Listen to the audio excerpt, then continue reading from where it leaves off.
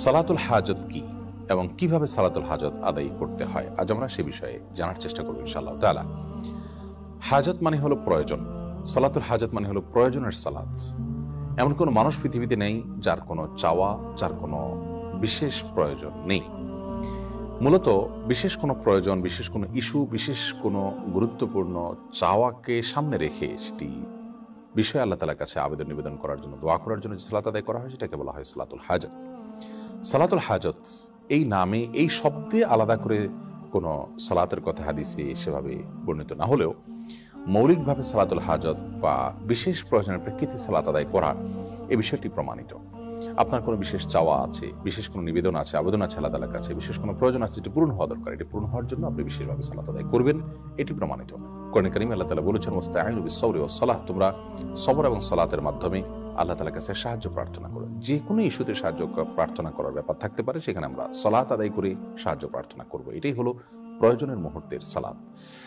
আর নবী করিম সাল্লাল্লাহু আলাইহি ওয়াসাল্লাম সম্পর্কে আবু দাউদে বর্ণিত হয়েছে কানাইদা হাজাবাহু আমরুন সাল্লাহ, অন্য বর্ণনায় আসছে কানাইদা হাজাবাহু আমরুন ফাজা ইলা সালাহ, অর্থাৎ নবী করিম সাল্লাল্লাহু আলাইহি ওয়াসাল্লামের জীবনে গুরুত্বপূর্ণ কোনো ইস্যু, কোনো প্রয়োজন, কোনো সমস্যা তার সামনে এসে পড়লে তিনি সাথে সাথে সালাতে দাঁড়িয়ে যেতেন। সালাতের মাধ্যমে আল্লাহ তাআলার কাছে আশ্রয় প্রার্থনা করতেন, প্রয়োজন পূরণের জন্য দোয়া করতেন।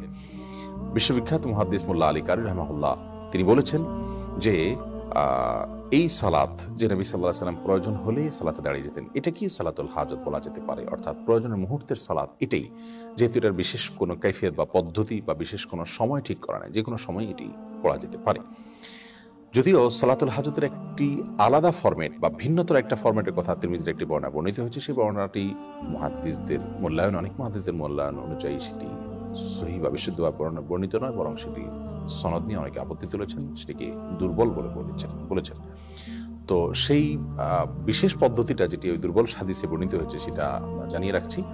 সেটি হলো এরকম যে আপনি কোনো প্রয়োজন পূরণের জন্য সুন্দর করে উত্তমরূপে ওযু করে এরপর 2 রাকাত সালাত আদায় করে তারপর আল্লাহ তাআলা প্রশংসা করে নবী সাল্লাল্লাহু আলাইহি ওয়াসাল্লামকে দরুদ পাঠ করার পর একটি দোয়া পেশ করবেন। দোয়াটি হলো লা ইলাহা ইল্লাল্লাহুল হালিমুল কারীম, সুবহানাল্লাহি রাব্বিল আরশিল আযীম, আলহামদুলিল্লাহি রাব্বিল আলামিন, আসআলুকা মুজিবাত রাহমাতিক ওয়া আযাইমা মাগফিরাতিক ওয়াল গনিমাতা মিন কুল্লি বির ওয়াস সালামাতা মিন কুল্লি ইসম লা তাদা লানা যামবান ইল্লা গফারতা ওয়ালা হাম্মান ইল্লা ফাররাজতা ওয়ালা হাজাতান হিয়া লাকা রিদান ইল্লা কাদাইতাহা ইয়া আরহামার রাহিমিন।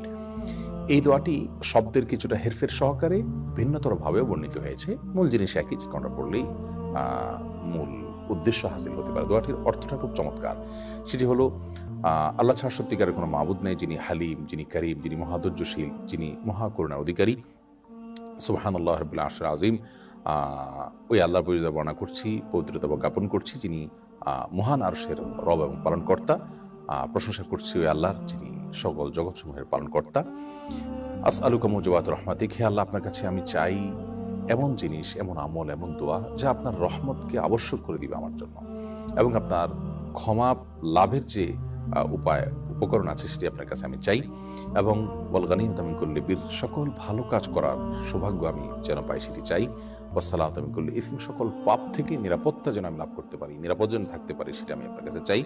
লা তাদা লানা যামবান ইল্লা গফারতা, আল্লাহ আমার এমন কোনো পাপ যেন না থাকে যা আপনি মাফ করেননি, ক্ষমা করেননি, অর্থাৎ সব গুনাহ আপনি মাফ করে দিন।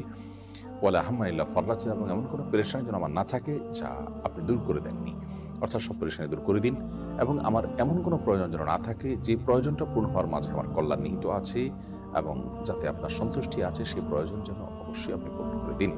তো দোয়াটির অর্থ বেশ চমৎকার। এমনিতেও আমরা সাধারণভাবে দোয়াটি পাঠ করতে পারি। আর খোলাসা কথা হলো, কোনো বিশেষ প্রয়োজনে, কোনো ইস্যুতে আপনি উযু করে 2 রাকাত সালাত আদায় করলেন, এটি সালাতুল হাজত হিসেবে গণ্য হবে। আল্লাহর কাছে আপনি মন খুলে দোয়া করবেন, নিবেদন করবেন, ইনশাআল্লাহ বিদিনিল্লাহ যে কোনো প্রয়োজন আল্লাহ তাআলা আপনার পূরণ করবেন। এটি যে কোনো সময় হতে পারে। আর দোয়া কবুলের সময়গুলোতে বিশেষ গুরুত্বের সাথে এগুলো করা উত্তম। এই ধরনের দোয়া সালাত আদায় করা এবং দোয়া পেশ করা উত্তম, যেমন ভোর রাত এবং দোয়া কবুলের যে আরো সময়গুলো আছে সে সময়গুলোতে। আল্লাহ রাব্বুল আলামিন সব ক্ষেত্রে আমাদেরকে নবী করিম সাল্লাল্লাহু আলাইহি ওয়াসাল্লামের সুন্নাহকে অনুসরণ করার তৌফিক দান করুন। আসসালামু আলাইকুম।